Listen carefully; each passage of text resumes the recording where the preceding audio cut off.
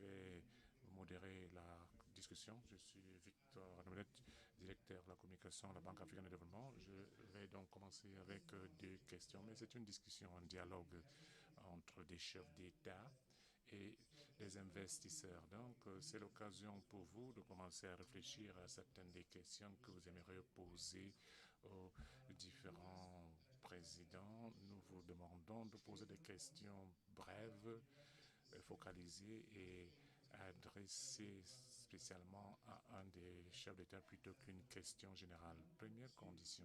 Deuxième condition, nous aimerions donner aux différents chefs d'État un temps de parole égal.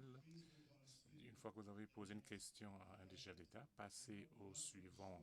Nous voulons nous assurer que nos invités ne se sentent isolés et il y a beaucoup d'affaires et aussi beaucoup de questions qui peuvent être posées. Merci infiniment pour ce matin. Vous êtes une audience merveilleuse. Donc, la discussion sera courte. Nous sommes en retard d'environ 29 minutes et nous essaierons de tirer le meilleur parti de notre discussion de ce matin. Je vous remercie.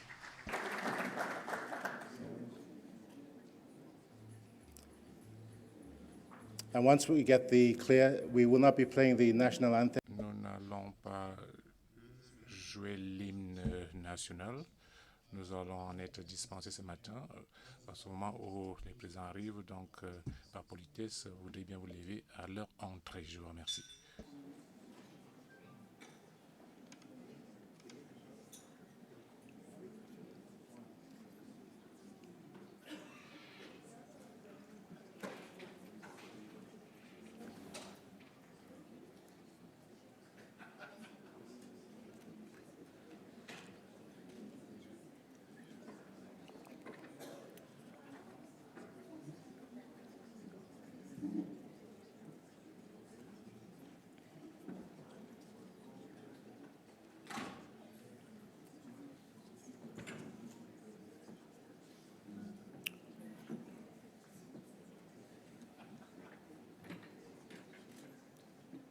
I just want to make sure that we have sufficient enough mics in the House, preferably one on the right, one on the left, and one in the middle to ensure ease of movement during the Q&A. So technical team, if you could kindly ensure that that is the case, again, it would be appreciated. Thank you.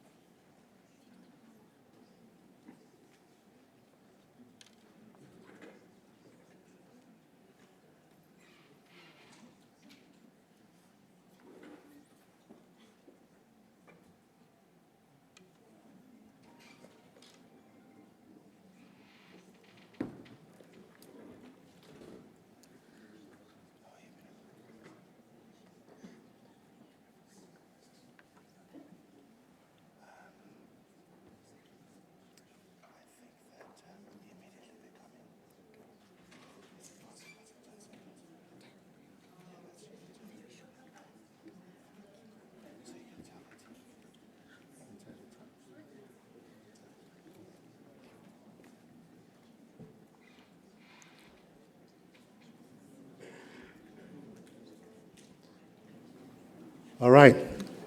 This looks like it's going to be one of the shortest conversations we've had in a very long time. quite synonymous with speed dating, I must say.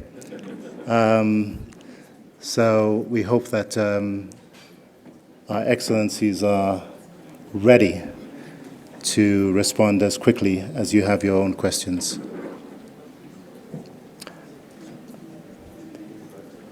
Again, I do apologize for reasons of time. I see executive governors in the room. I see ministers of various countries in the room.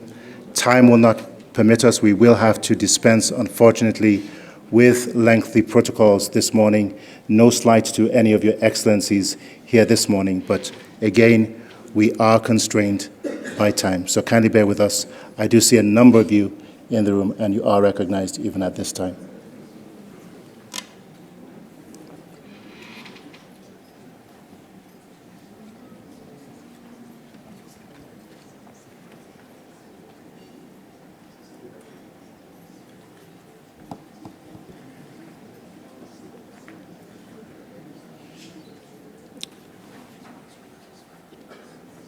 Yes, ma'am.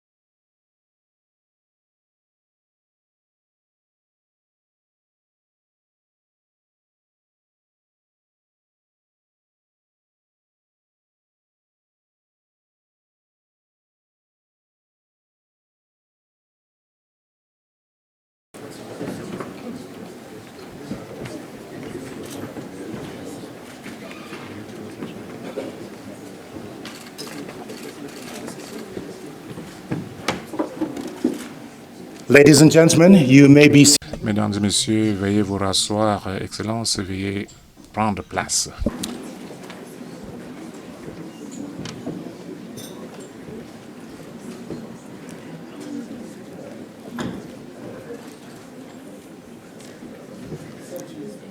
Could we kindly declutter the front and Vous voudrez bien quitter le devant de la scène pour aller à l'arrière, s'il vous plaît.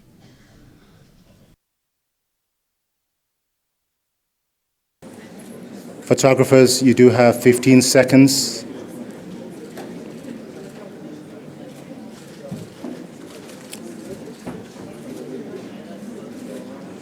Thank you very much, photographers. You do have to move to the back or to the side of the hall. Merci.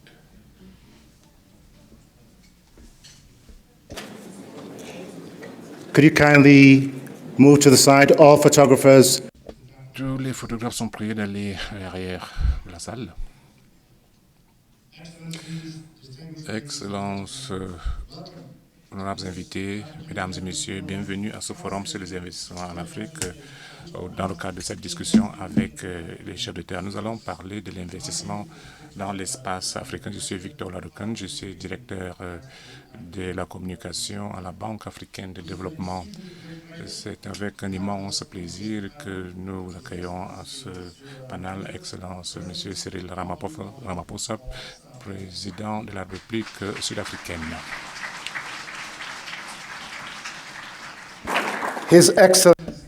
Son Excellence M. Paul Kagame, président de la République du Rwanda. His Excellency. Son Excellence Nana Akufo-Addo, président de la République du Ghana. His Excellency. Son Excellence Monsieur le Premier ministre Carlos Agostinho do Rosario, représentant Son Excellence Felipe Nyusi, président de la République du Mozambique. And with us. Et avec nous, nous avons donc l'honorable David Makora, Premier ministre du Gauteng, en vos rangs et qualités. Excellence, c'est un événement spécial qui regroupe plusieurs investisseurs au plan mondial et régional qui sont actifs sur notre continent. C'est aussi une plateforme qui vous permet, Excellence, de faire plusieurs choses. Utiliser cette occasion pour faire connaître vos besoins et opportunités en matière d'investissement, planter le décor pour les discussions qui se tiendront plus tard dans les séances des salles de conseil dans les 3 prochains jours. Et fait plus important encore, l'occasion pour vous donc de vous approprier le narratif sur les opportunités que vos pays respectifs fournissent. Donc, je vais continuer. Il s'agit d'une discussion entre vous et les investisseurs provenant du monde entier et de notre région. Mais je vais lancer notre discussion avec la première opportunité. Excellence, chacun de vous a été donc sous les feux de la rampe pour toutes les bonnes raisons. Félicitations pour tout ce merveilleux travail que vous faites en matière de leadership. Je pense qu'il est approprié que vous ovationniez nos excellences, mesdames et messieurs du public. Question to you, and I'm going to start with President Ramaphosa first. Why is it that investors in this room should pay attention and recognize your GPS coordinates here in South Africa as the place to do business in the region? Over to you, Mr. President. Well, thank you very much. We welcome this opportunity, and I think I speak on behalf of my brothers here. This forum has become a marketplace for attracting investment to our great continent. And obviously, as we sit here, we will talk about our own countries. But more broadly, we want to have a broader continental look because Africa's time has come for investments. And we want serious investors who will look at the whole continent and particularize it and look at various countries for investment opportunities. And we've got great ones. For South Africa, we've got a very attractive investment opportunities in a number of sectors. And right now, we're focusing on areas like infrastructure, on energy, on the manufacturing base that we have in our country, and seeking to industrialize more and more in areas like automotive, agro-processing, and energy implements. So those are areas that we're focusing on that we believe can attract a whole lot of investments, and they do mutate into a number of other subsectors. We believe that we are the tourism capital of our continent. When God created Africa, he spent quite a lot of time on South Africa to make South Africa as attractive as it is. When you come in right from the bottom, you see Table Mountain, and once you do so, even as you want to travel through the whole continent, which you must, you'll find that you want to spend a little bit more time in South Africa. Thank you very much. Thank you very much, President Ramaphosa. And we'll go on next to President Kagame. Over to you, sir. Well, thank you. I think building on what President Ramaphosa has just mentioned, when you look at Africa as a whole, there is a lot of progress, a lot of activities taking place that are really raising Africa to a much higher level. I want to simply say I have always thought it was Africa's time. I think we Africans have let ourselves down, and we are now, I think, realizing that it has always been our time, and we need to seize every opportunity and be where we should be by now. So first of all, I also want to thank President Ramaphosa, the President of South Africa, and the government and the private sector for providing a very good environment for us to be here to discuss these issues, and thank the President of the African Development Bank that has put all this together with the South African leadership. For Rwanda, particularly, we have concentrated on creating a conducive business environment for people to invest, to do business in Rwanda, with the environment of predictable governance systems and security, and so far, so good.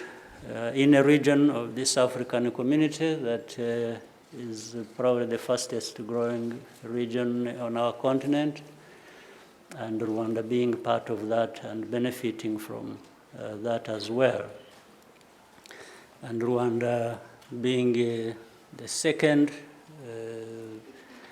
in the ranking in Africa for the ease of doing business. The World Bank ranking puts Rwanda number 2. I think we have held that position for quite some time. It's high time we became number 1, so we are working So we continue to do that. So we need to create that environment for people to come and invest, and it's in the area. 3 things I would want to mention, but there are probably 15. I'll just be very brief. We have created a number of things. One, we have agri-business hub we have created between 15 and 20,000 hectares that we are trying to put under irrigation and partner with the private sector for agribusiness and exports around that. That one we expect to have a public-private partnership. Second, we have also created Kigali Innovation City, where technology companies and higher institutions of learning come together with financial services to allow the startup companies to develop and grow, and so expect private capital to come in and grow that. The last one, last but not least, of the 3 is the Kigali Innovation Fund, which we have created. And with the support of the African Development Bank, we have already put in money, and the government is putting money. We want private people to come and invest as well to help these startups that are growing. So You're most welcome. I reserved the beauty part for another discussion. Because President Kagame, I'm going to say that was an excellent pitch for Rwanda there. I know that President Akufo-Addo is chomping at the bit to top Rwanda in this regard. So, President Akufo-Addo, over to you. That would be difficult to do that. First of all, I want to thank President Adesina and President of the African Development Bank for this second opportunity. This is the second invitation that he's given me to attend this forum. I was here last year, and he's found it possible to renew the invitation. I'm grateful to him, and equally grateful, of course, to the world champion, the rugby world champion,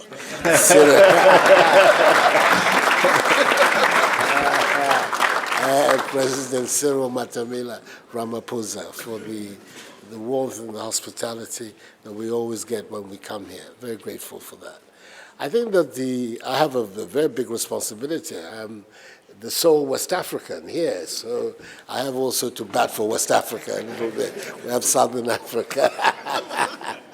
But the Ghanaian perspective, I think two things. First of all, I want very much to endorse what President Ramaphosa said, the need for us to have a continental framework in the way in which we're talking about economies in West Africa, in Africa.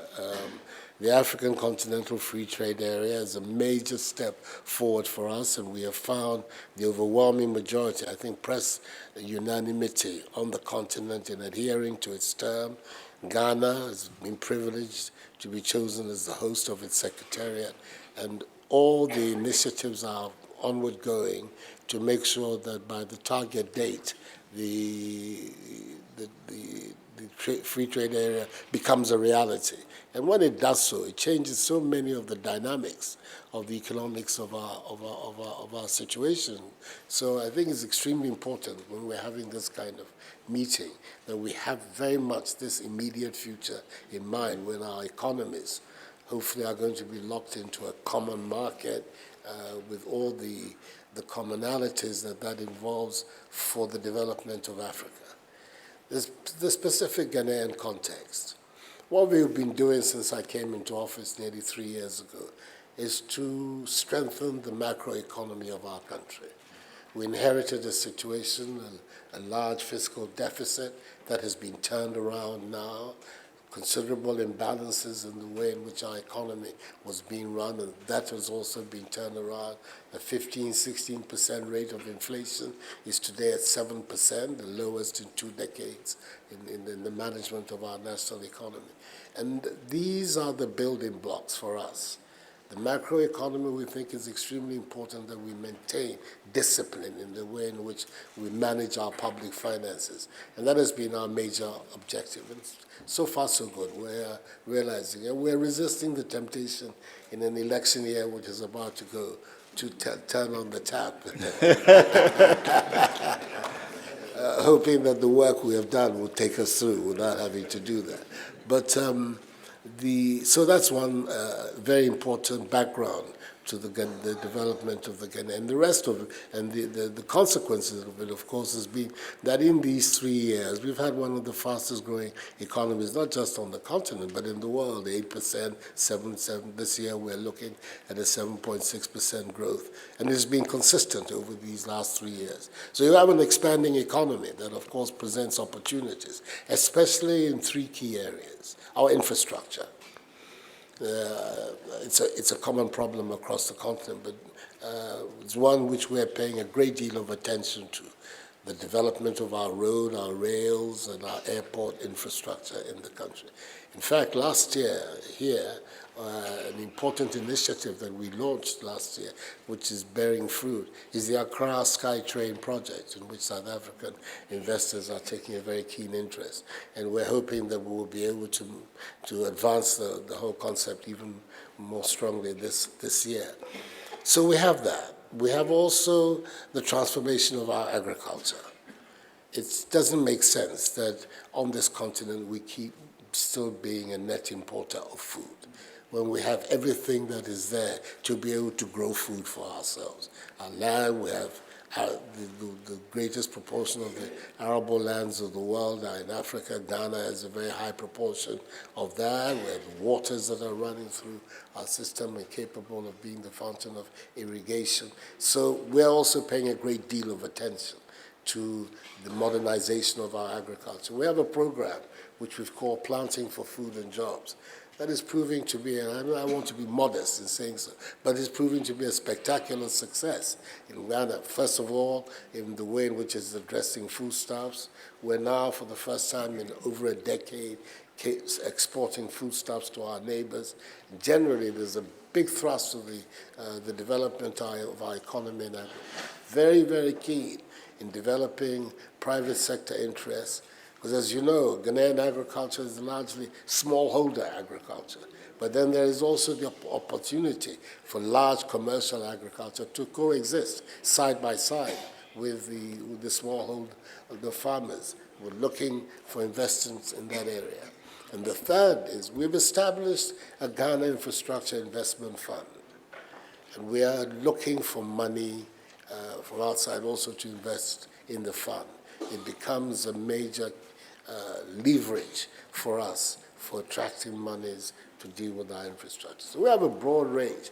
Our country, as you know, the country that used to be known as the Gold Coast, we have a lot of important minerals in our country, and we're looking to see how we can bring value to those imports, not to those resources, not just the export of them in their raw form, but enhancing their take in the value chain.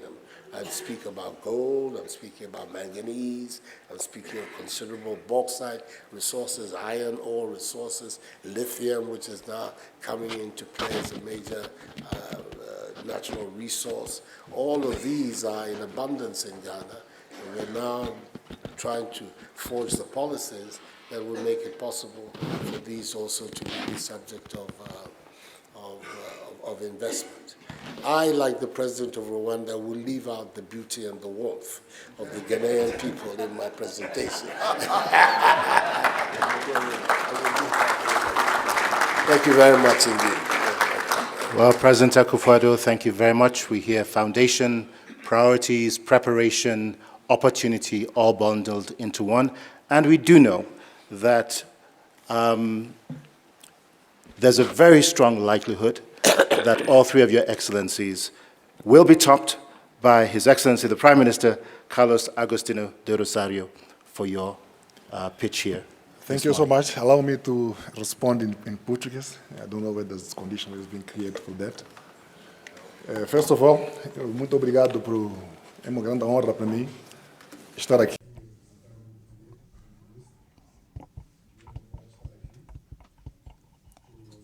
Da agenda nacional. Queria primeiro felicitar o presidente da Adesina por ter criado essas condições. First, I'd like to congratulate President Adesina for all the excellent arrangements.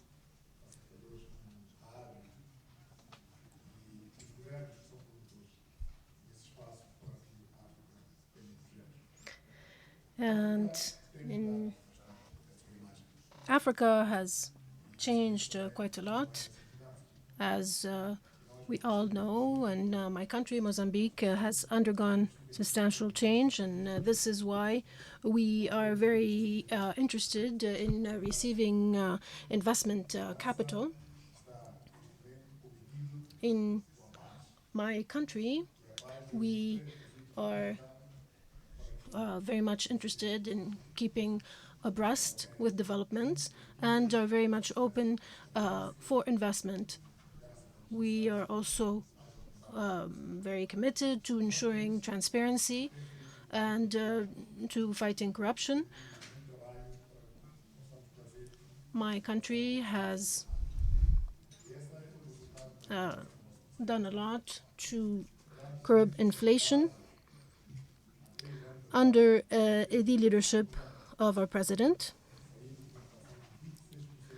We have been able to control inflation over the past 3 years We have gone from 27% to 13% inflation rate.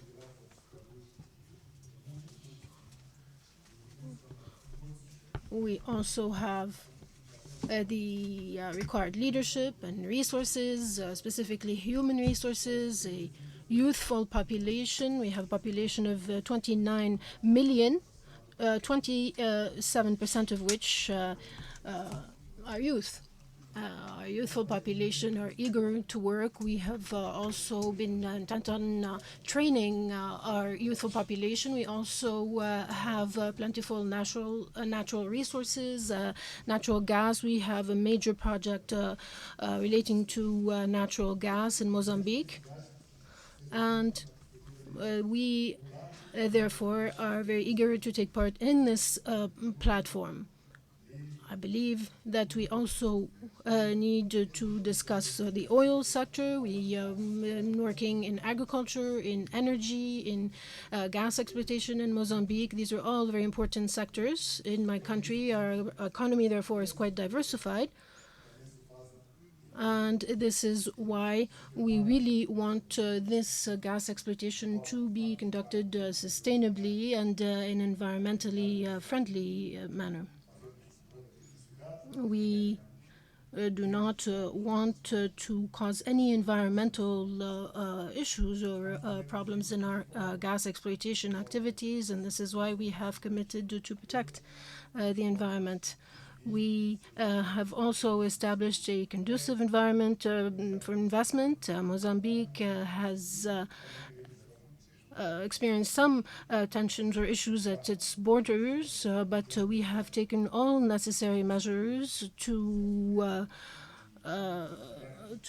resolve these issues at our borders. As I said, we have established a conducive environment in our country that's also has a significant coastal area. Greatly appreciated. Again, another excellent pitch. We've discussed everything here from agriculture, tourism, industry, innovation, wonderful opportunities. I'm sure our excellencies have whetted your appetite. So we're going to turn it over to you, our global and regional investors. We do have microphones on the sides of the hall.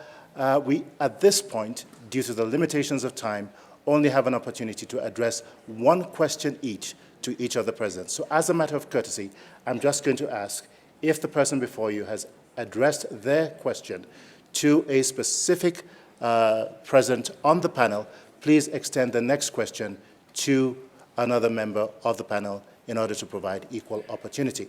I see a hand raised right in front of me over here, but I'm going to start with the lady right in front of me. If you could introduce yourself and ask your question, kindly keep all questions short for reasons of time. Good morning. Questions, not comments. Thank you very much. Hello. You're on. Good morning. My name is Leila Bouamatou. I am the first CEO woman of an African investment bank in Mauritania. And my question is for our president, addressed to President Kagame. Africa's potential access to foreign investment is hampered by the unstable macroeconomic policies, lack of transparency regarding political environment, and lack of good governance. According to your successful experience and the successful story of your country, what advice can you give us as foreign investors? Okay. Thank you very much. We'll take the questions very quickly and then come to the panel. So we'll take the next question. Yes, sir. Good morning, Your Excellencies. My name is Abdul Samad Rabiu, Chairman Boa Group from Nigeria, and my question goes to the President of South Africa. Your Excellency, you've said it all about the beauty of South Africa, and as you all know, South Africa is one of the most beautiful countries in Africa. I didn't hear that. I will repeat, it's one of the most beautiful, if not the most beautiful country in Africa. And, let's kind of keep the questions short, please. My Excellency, Your Excellency, my question is, as investors, that are trying to invest all over Africa, we have this unfortunate incident of xenophobia. What are you doing to firmly address the issue of xenophobia here in South Africa? Because if investors are coming, they must feel, embraced and welcomed. So what are you doing to firmly address this very ugly incident, Your Excellency? Thank you. Thank you. We'll take another question. Any other hands raised? The hand to the right, and then we'll come to the gentleman in the middle, and those will be the two last questions. Good morning, Your Excellencies. My name is Ade Adefeko. I'm Vice President Olam Agribusiness Company, which is in 25 countries in Africa. A quick question to Mrs. President Kagame and President Ramaphosa. It's two in one because it's connected. No, Ade, please. We will follow protocol. We did say we'll give each of the presidents one opportunity to respond to the question. So please ask the question of either of the presidents who haven't been given an opportunity. All right. At this point in time, then I'll go to the President of Rwanda. Your Excellency, President of Rwanda. No. President Kagame has already received a question. Please, President Akufo and Prime Minister Rosario is right over here. Thank you. All right. I'll speak in Portuguese at this point, and I'll address it to the President Rosario. Bom dia. Good morning. So the Nigeria. I'm from Nigeria.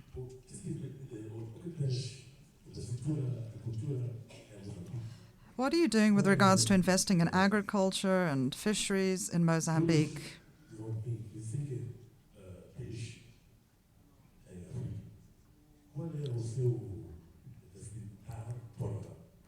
So, what investments are you making so that you encourage the neighboring countries to invest in your country? Thank you very much. And I do trust that the last question will be going to His Excellency President Akufo-Addo. Thank you. Yes, the lady with the hand raised. Yes, thank you. Good morning. My name is Dr. Tony Luck. I've just become a citizen of Ghana, so I was very happy to say to my, yes, Mr. President, South Africa, you left me. I wanted to know, for all of us, what was the courage and intention that you had when you decided to change the way in which the cocoa would be handled? Because I think that helps all of us understand how we will integrate into the global market if African presidents get the courage and the intention to use a very important word, which is no. We will do it a different way.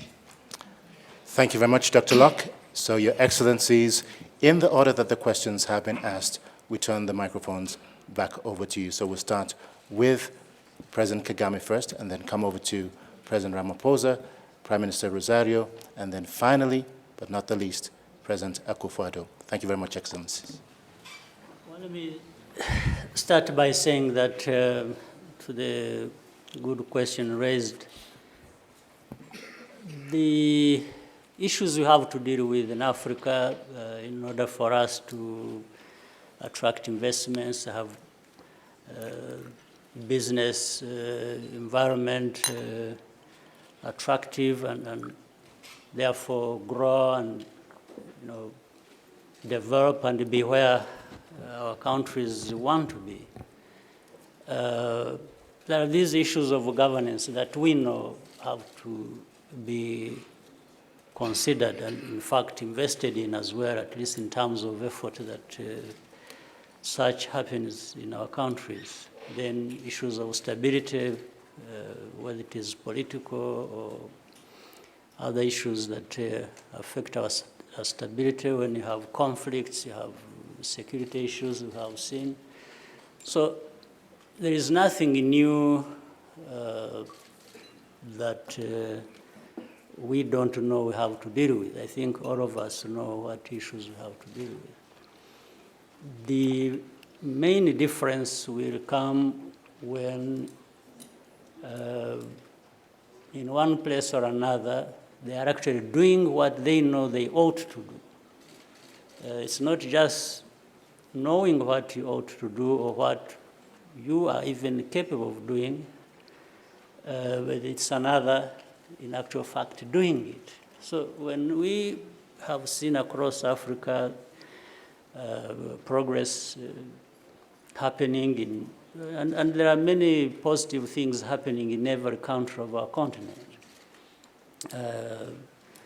So they are not happening by miracle or anything. It's just because people are getting to doing what they have to do and have known they have to do for a long time. So the advice, therefore, is simple. Let's do what we know we ought to do. Let's involve our women. We see more numbers of women becoming CEOs because there are many who are capable, so we should not leave our women behind. That's what we have tried to address. We know we have to have accountable, transparent systems of government, and we have to make sure we do that. We have to create rule of law in our environment for people to expect certain things to happen, and that's what happens in any country. So that is the main advice. I cannot give advice of things that I think that anyone doesn't know in this room. Everyone knows what we are talking about. Okay. Let's just do it. Okay. President Kagame, that's a plug for Nike there. Just do it. An excellent exhortation there. President Ramaphosa. Thank you very much. The issue that has been raised falls in the category of the whole global challenge that many countries are facing, which is the issue of migration, how people move from one country to another, and some move because of economic conditions and political conditions and all that. And South Africa has always welcomed people from many other parts of the world. And in fact, right now we are one of the big recipients of people who have migrated to our country, fleeing their various countries for a number of reasons, and our neighbors who have gone through challenges. We've seen them, there are people coming into South Africa, and in the main they have settled here. We're very different from a number of other countries in that we decided not to set up what you would call reception centers where people will be kept in camps. We consciously decided that we want people who come to our country to be integrated into the South African society and be part of it, to be able also to make a living and to be part of the broader South African society. And some have criticized us for that and said you should have set up camps, but we've resisted doing that. But as we all know, when a country goes through difficult economic conditions itself, citizens of the country have a sense of propriety. They have a sense of self-interest, and they want to protect their own self-interest. It happens all over the world.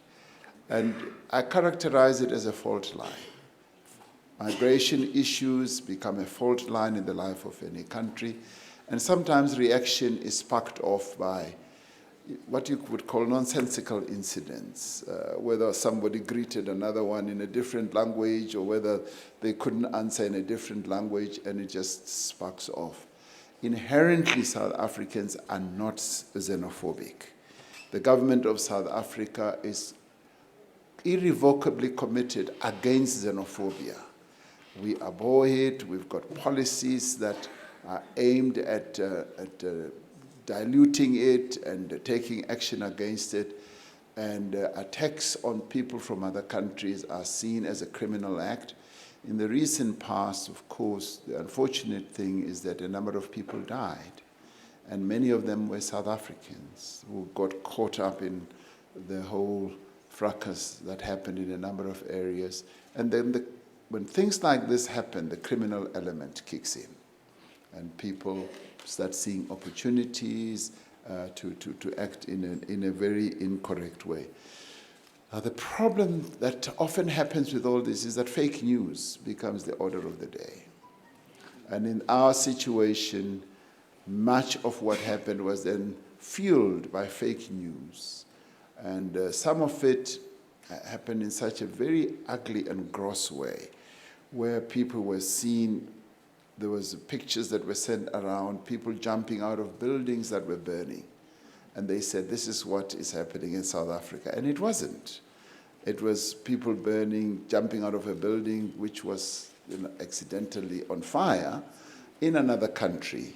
And they transposed it and said, this is what is happening in South Africa, which then fueled the reaction of people in other countries, in Nigeria, for instance. And at the time as it happened, I was in close contact with President Buhari. And people, the security forces in Nigeria, took a firm stance to help and defend South Africans who were there and their businesses. And similarly, we then took action here.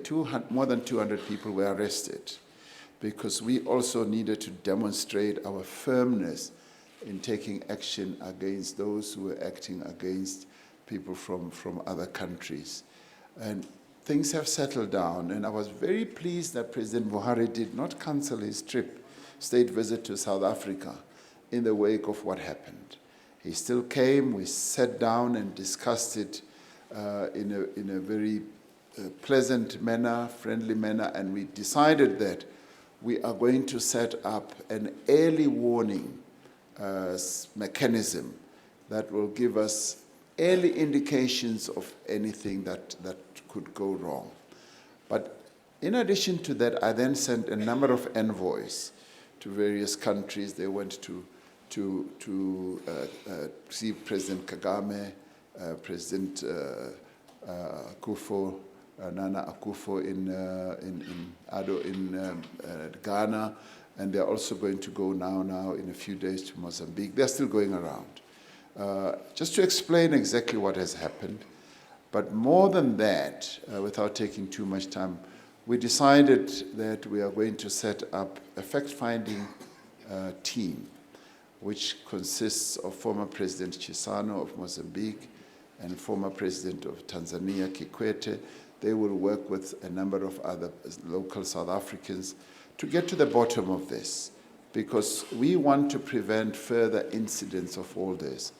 Clearly, as a nation, we've got to take steps to ensure that South Africans have a greater appreciation of people from other countries, that we are not an island, and being the country that we are, we were also supported in our struggle by other countries on the continent who welcomed us with open arms.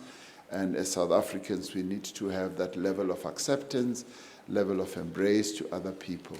So we are irrevocably committed to taking action against xenophobic attacks against others, but we would also say we want to work with the continent.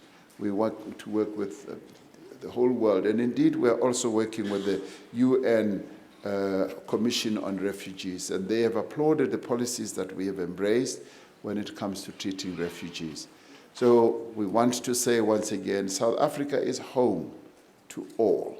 We want people to feel comfortable and safe in being in South Africa. And of course, there's got to be processes that have to deal with being regularized to be in South Africa, being permitted to have the necessary permits and all that, which happens in any other country. But South Africa, one, is not xenophobic. Two, South Africa is open to other people from other countries. And we want people to have a sense that this, too, is their home away from home. Thank you very much. President Ramaphosa, I just want to say thank you very much for dealing factually and very sensitively with an issue that has become very thorny on our continent, particularly as we stand on the cusp of operationalizing the African Continental Free Trade Zone. Thank you very much, Mr. President. Again, could we kindly give President Ramaphosa a warm round of applause? Thank you, sir. Prime Minister Rosario. Yes. As I told you initially, agriculture in our countries is vital for job creation and the income generation. That's why I said that in spite we have endowed in natural resources such as LNG, we don't need that LNG can be developed in jeopardizing agriculture and the other sectors that are job creations. We have in Mozambique about 3 million hectares, but only 10% of what which 10% is being utilized. So we have plenty of scopes to be there. Crops like maize, cashew-nuts, cottons, which we bring here, some projects on this, are there to be. We are now looking for modernization of our agriculture, which is very, very crucial. And now the land is there, has been given as a leasing base. We are not selling the land in Mozambique. It's a construction of about 50 years, renewable, depending on how we are using the land. So come to Mozambique, and then it's there. Two conditions are there. We have been working hard so that peace can prevail, number one. And then, as I said, the inflation is also under control. During the last 3 years, we have been controlling the inflation. We brought inflation from 26% for now 3%, which is an amazing effort we did. But peace, macroeconomic stability, and the land availability are there. Please come to Mozambique. Well, you've heard it consistently from Prime Minister Rosario. His message has been, he's focused on 3 messages: agriculture, agriculture, and agriculture. So you heard it from His Excellency. Well, last but not the least, President Akufo-Addo. Over to you, sir. First of all, let me thank the new citizen, the new Ghanaian citizen, for the question. And I'm thinking that you're part of those who were granting citizenship for the year of return. There's a whole big ceremony that I'm due to superintend when I get back home, where so many of our kith and kin from the Americas and the Caribbean are coming to be citizens of Ghana. So you're very welcome, and thank you for the question. I think that the question is a sort of a microcosm of the challenge that we're facing on the continent. And why do I say so? Between Ghana and Cote d'Ivoire, we're responsible for 65% of the world's output of cocoa. The cocoa industry, chocolate and all the related parts, is a $100 billion plus United States dollar industry, well, the global industry, a value chain that produces some $100 billion plus. Out of that, the farmers, whose hard work and toil is responsible for the cocoa, the 65%, get $6 billion plus maximum for their effort. You look at those facts and you know that there's something seriously wrong with that arithmetic. So when I came into office, I began to speak about it. And very fortunately for me and for our two countries, the Ivorian leader, Alassane Ouattara, had the same point of view as myself. We found that we had a joint mutual assessment of what was the reality and the need for us to do something about the reality. I see that is the most important aspect of political office, the opportunity it gives to you to address fundamental issues of confronting your people. So as a result of talks in Abidjan and in Accra, we came to a mutual understanding of what we needed to do, which was to fuse the marketing, the production, and marketing policies of our two countries. The Cocoa Marketing Cocoa Board is the main instrument, state instrument for the development of the cocoa, and they have a Conseil de Cacao Café in Côte d'Ivoire, which plays an equivalent role there. So it was a question of bringing the two groups together to forge a common policy, and they have done so, insisting that in future we would enter the market at a certain basic floor price, and hold that price, and then out of it, find the opportunity to increase the earnings of our farmers. So that floor price has been stated. We've gone into the market on that basis. We now have the opportunity to pay our farmers a $400, if you like, bonus, which we call the living income differential per ton, and enhancing the incomes of our cocoa farmers so that they get more out of this value, this $100 billion industry that they've been given before. And we also found tremendous support from the African Development Bank, which is indicated and as part of the agreements that we're going to sign here, that they are prepared to support us enhancing our infrastructure in the cocoa industry, being able to have a greater capacity for warehousing, being able to do more processing in our country of the raw material, and therefore being able to participate at the higher and higher level of the value chain in the cocoa industry. And the end result of all of this is going to be a considerable enhancement of the incomes of our cocoa farmers. Unfortunately, I think that the more progressive elements of the world industry have seen the value of the policy. Mars, the United States company, which is one of the biggest players in the industry, has come out openly to support the policy that the Ghana and Cote d'Ivoire have evolved together, to saying that it is the way to ensure a sustainable industry. So, like everything in history, I mean, there's a combination of luck, the time was ripe, the circumstances were there, and I found an interlocutor who shared the same vision as myself. So it was easy for us to work together towards this common goal. He's, in fact, the bigger producer. He's the #1 producer. Cote d'Ivoire is the #1 producer. We are the second. But between us, we come to this figure of 65%. So it has been a development that has been, I believe, very, very positive for our two countries. And I think that it means that we're capable of duplicating this kind of thinking on a broad range of things that we need to do on the continent. But this is the origin of the policy, and this is where we're going, and we're hoping that it was going to, with the support, as I say, that the ADB is giving us, be able to give us a really strong future position as the industry grows. Thank you.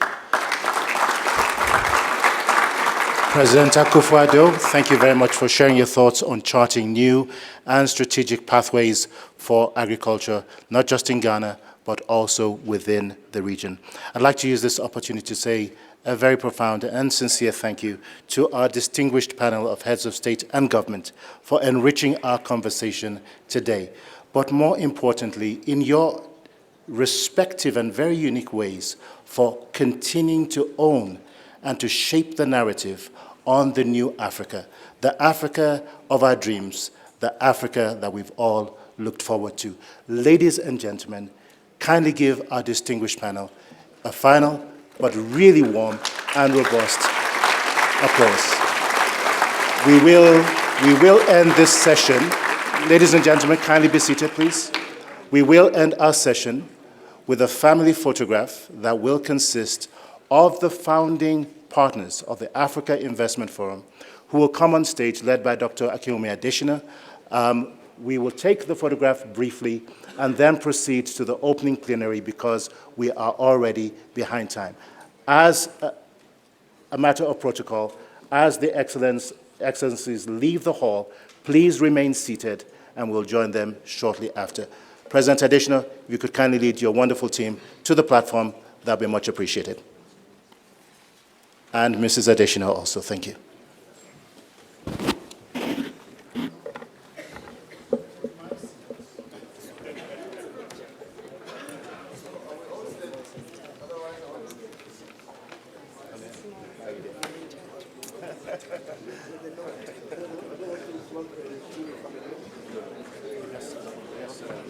Let's just